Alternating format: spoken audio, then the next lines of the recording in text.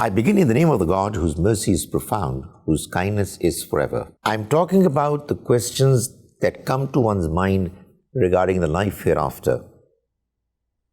The questions that many people find difficult to feel comfortable with, given the understanding that we have from religious people regarding those questions.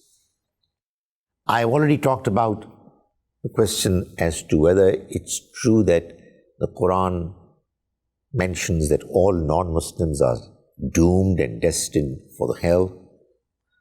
I've talked about the question as to why the description of the life hereafter doesn't appeal to many humans of the modern times. I've talked about the question as to why the punishment of the hereafter is going to be so long. I've already talked about the question as to why Satan has been allowed to allure us towards the wrong path. Why is it not unfair? In this presentation, I am going to talk about guidance. The question is that when the Quran says that it is only God who guides and it is He who misguides, if that's true, then it doesn't seem to be very fair for those people who are misguided, because it is God who misguided them. And those who have been guided by God, they too have got nothing special to offer. They don't deserve to be rewarded because it wasn't their decision to be guided. It was God who guided them. So we must understand this question a little more in detail from what the Quran tells us about this subject. Before I talk about what the Quran has to say about this question, let me first define what guidance is. Guidance, the word used for the religious purpose, would mean that a person is convinced about the purpose of life, the way it has been described by the Almighty, and he feels inclined towards leading a life in accordance with God's description of what the purpose of life is. So if a person is able to understand the purpose of his existence and is able to feel inclined, interested in leading his life accordingly, then he is a guided person. The difficulty is, as I said, that the Quran tells us that it is God who guides and it is He who misguides. So, how can we feel comfortable with this arrangement? Well, in order for us to be able to know more fully what God has got to say about guidance, we ought to know that the Almighty is telling us that there is a law, there is a policy that God follows when He chooses to decide about an individual whether he or she is going to be guided or misguided. In order to understand God's policy, we ought to know a few important aspects of our present worldly life. The first of those features, aspects, is freedom. We humans are free to choose. That's what makes us so unique. In a certain domain of our lives, we are absolutely free to choose whatever we want to. The Quran tells us, for instance, we have shown him the way he can be thankful or unthankful. This is Surah 76, verse 3. So, God has given us freedom to be thankful or unthankful. It's up to us. It is precisely for this reason that the angels, when they were informed by the Almighty about His plan to create man, the angels were not convinced. And they asked God as to why He is doing so, even when they are there to serve Him, to glorify Him, to praise Him, to worship Him. The reason why the angels were led to feel that the creation that the Almighty is about to make are the ones who will have freedom to choose to do whatever they would want to. And they felt that there's going to be a lot of misuse of that freedom on the part of the men, the humans that are going to be created, and we know that they were not very wrong. The second aspect of our present worldly life that ought to be clearly known for understanding God's scheme regarding guidance is that we know what is right from what is wrong. We are free to choose, and we know what is good and what is bad, what is evil and what is virtuous. The Quran tells us in Surah 91, chapter 91, verses 7 and 8, the soul and the way He fashioned it is a testimony. Then He instilled in him its evil and its piety. In another verse, the Quran says, in another passage, Surah 75, verses 14 and 15, man knows his soul clearly even though he presents excuses. In other words, the Quran is telling us that we know what is right, morally right, from what is wrong. So that's another aspect of this life. A third aspect of our worldly life is that even though we know that evil is bad, evil in many cases is attractive. It offers certain temptations which are difficult to resist. And virtue is trying, it's testing, apparently boring. Now, this adds to the seriousness of the challenge that we humans face. That's how God fashioned the trial of this life.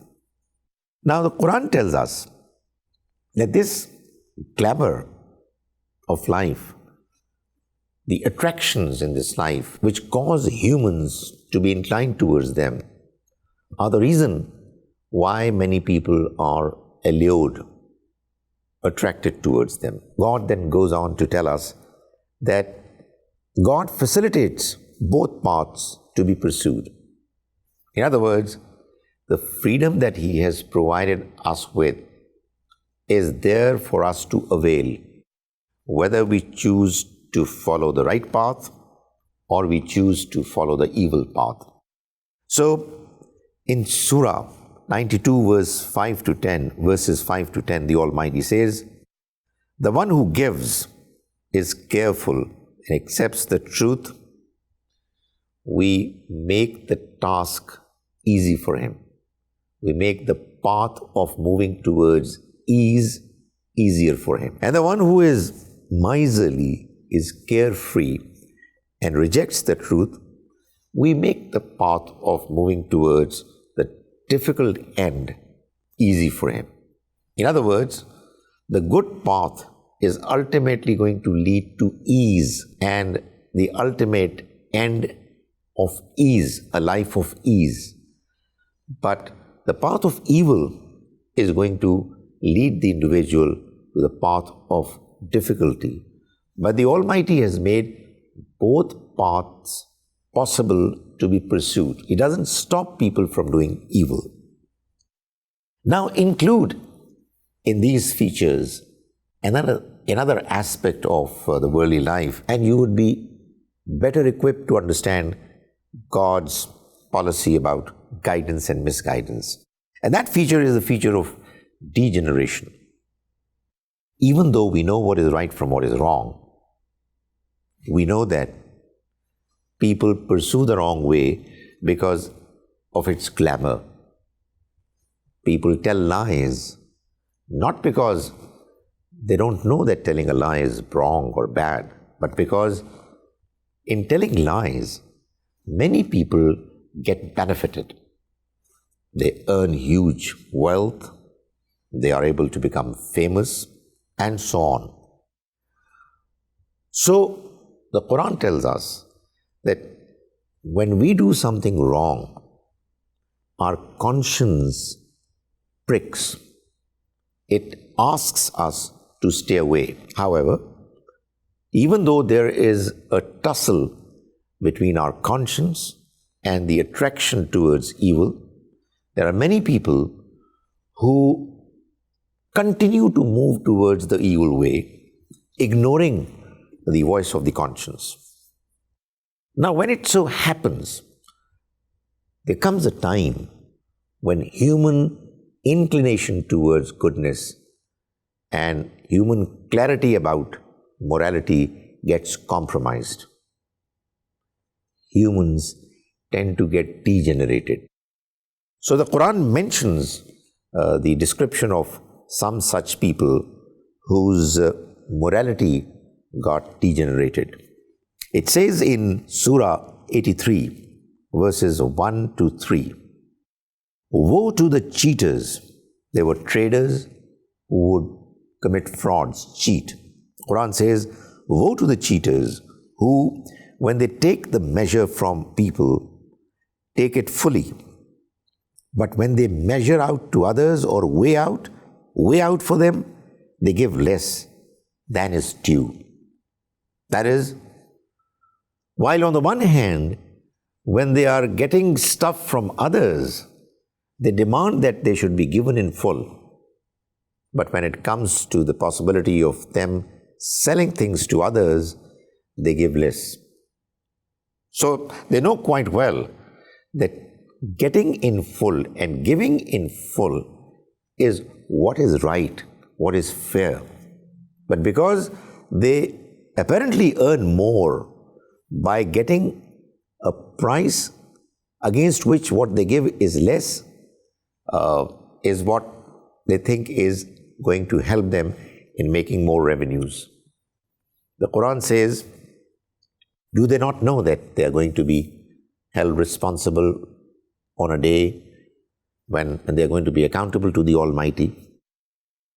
But the message moves on in the same surah, and God says, when our verses are recited to him, he says, these are stories of the ancients.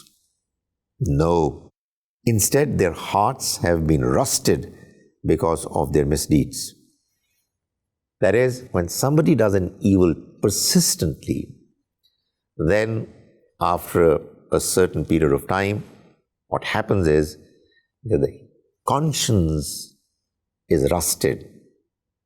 It gets silenced.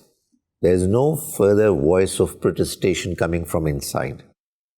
In another passage, the Almighty says, God has sealed their hearts and their hearing, and there is a covering on their eyes, and for them is a grievous punishment.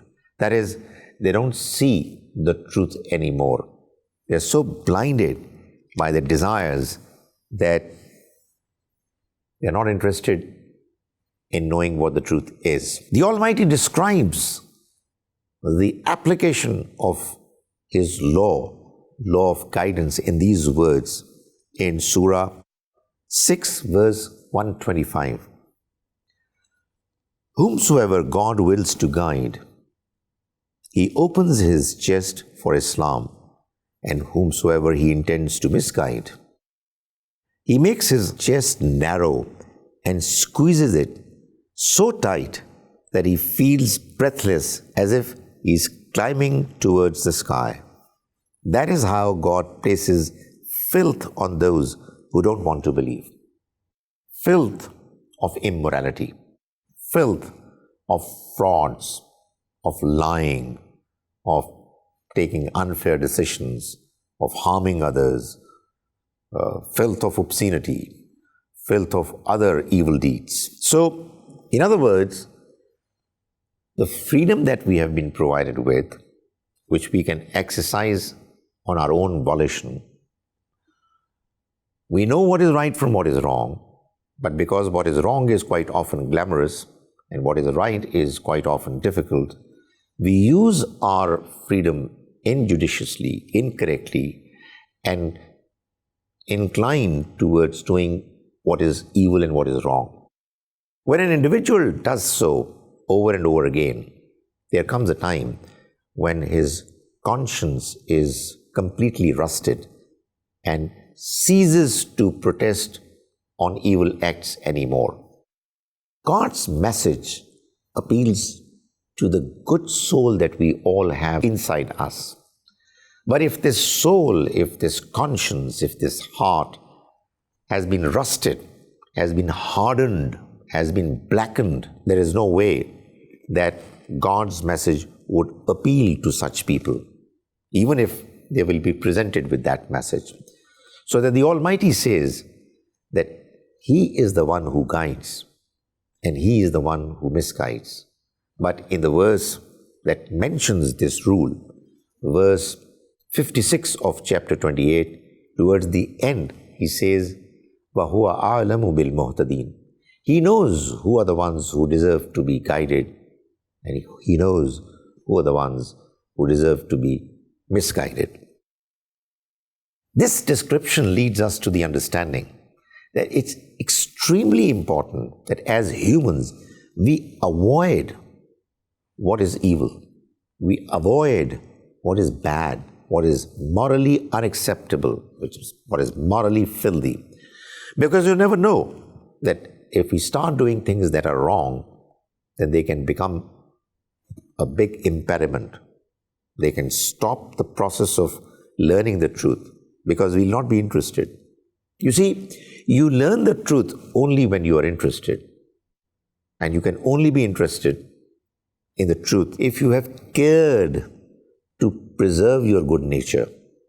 But if you have spoiled your good nature with your own hands, with your own misdeeds, which you've done voluntarily, then nobody is to be blamed but you yourself for doing what you've done. The Quran therefore says that those people who do things wrong knowingly, they are the ones who are zalamu anfusahum, who are being unfair to themselves. They are being unfair to themselves because they are spoiling their good nature and they are doing evil to cause their future to be doomed. There are two questions that still remain, which, if they are not properly answered, this whole description of the law of guidance can still remain unconvincing. One question is, why is it that some genuinely good people still don't get guided? And the other is, why is it that some people seem to be religiously guided? They are following all the rituals that religion asks them to go through, and yet they are evil. They're telling lies, they're cheats. The answer to the first question is that we don't know who is genuinely a good person and who is not, because genuine goodness entails that we do good things with true intentions, genuine intentions. Only God knows that. However, another aspect of the reality about guidance is that people will get guided if they're really good on the one hand, and guidance is presented to them properly, convincingly. So if a person is genuinely good, but God's message is not presented to him properly, because the people who are the custodians of that message are either evil people and therefore they don't impress others, or they don't have the ability to present the message properly, then those who are not getting religiously guided are not to be blamed. As for the second question, why is it that some people who seem to be religiously guided are not good people? Well, the answer is that we don't know who is an evil person and who is not. Sometimes some people do things which are wrong, but they may have been forced by their circumstances, and you never know at what stage of one's life a person may change. But the other aspect of the answer is that by merely following certain rituals, by appearing to be a religious person, you don't become a guided person. True guidance is not just in form, but it's in spirit, in intentions, and in real, genuine attachment to God's message.